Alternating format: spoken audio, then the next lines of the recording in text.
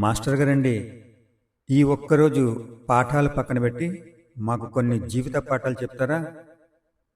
చెప్తాన్రా. గడిచిపోయిన గతం ఎప్పుడు నీ తలలో ఉంటే మంచి భవిష్యత్తు మాత్రం నీ చేతుల్లోనే ఉందనే విషయం మర్చిపోవద్దు.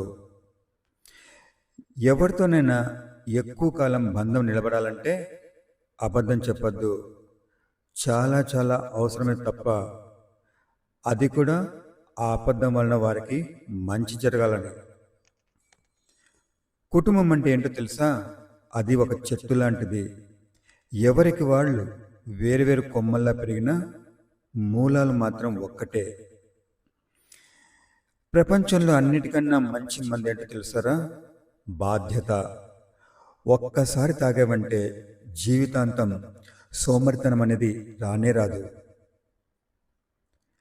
అందరిలా నువ్వు ఉండాలనుకోవడం అమాయకత్వం అవుతుంది. అందరూ నీలాగే ఉండాలనుకోవడం మూర్ఖత్వం అవుతుంది. ఇవిరా నాకు తెలిసిన మంచి మాటలు.